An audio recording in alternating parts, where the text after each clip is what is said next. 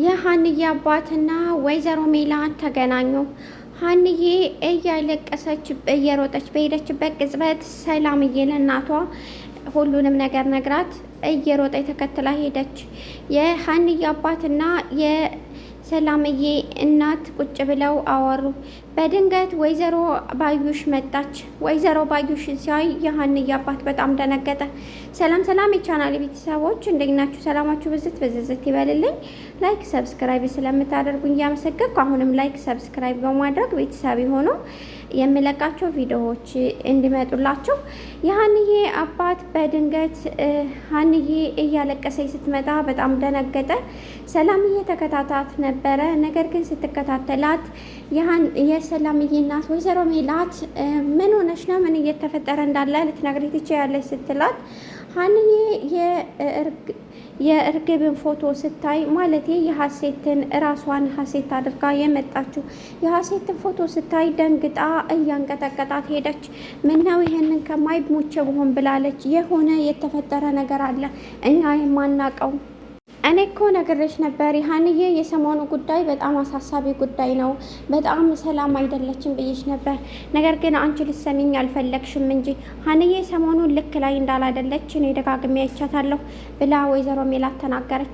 ወይዘሮ ባዩሽ የምታደርገውን ነገር በጣም ተናደደች። እየሮጠች ወደ ሀንዬ ቤት እንደሄደች ጓደኛዋ ስታይ ተደብቃ ማየት ጀመረች። ካልተደበቀች ደግሞ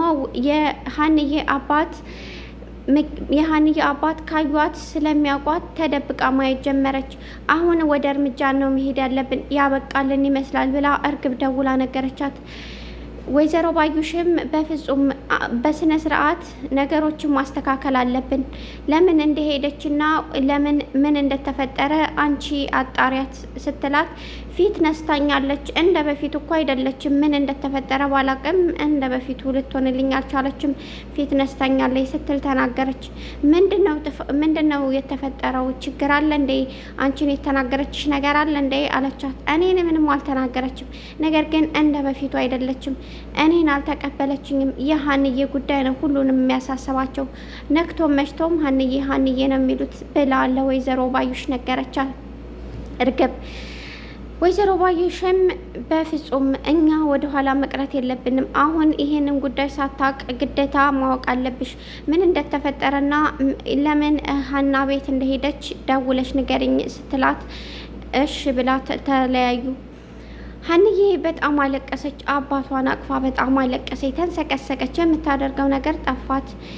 ወይዘሮ ሜላትም ምን ሆነሽ ነው? ምንድነው የተፈጠረው ብላ ስትላት የሀንዬ አባት ምንድነው የተፈጠረው? የሀንዬ አሰሪ የተፈጠረ ነገር አለ እንደ ብሎ ጠየቃት።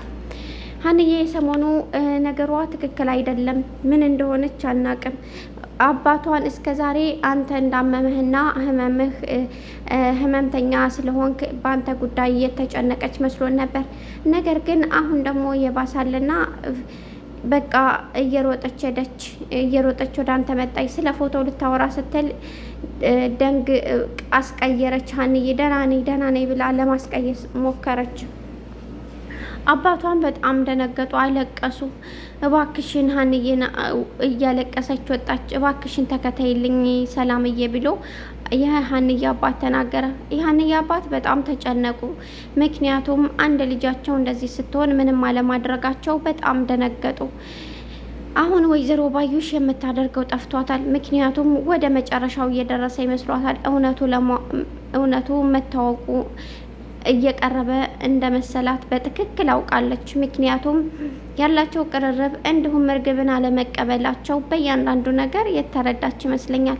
ነገር ግን እጇን አጣጥፋ የምትቀመጥ ሴት ስላላደለች በፍጹም አሁንም አረፈደም ነገሮችን ማስተካከል ይችላለሁ ስትል ለእርግብ ነገረቻት። አሴር በጣም ተጨነቀ። የሀንዬ ጉዳይ የሰሞኑ አባዬ ያለው ለካ እውነቱን ነው። የሰሞኑ ሁኔታዋ ትክክል አይደለም። ምን እንደተፈጠረ ባላቅም ሀንዬ ትልቅ ችግር ውስጥ ናት። ምንድን ነው የተፈጠረው? ልጠይቃት እንዴ እያለ ከራሱ ጋር ተነጋገረ።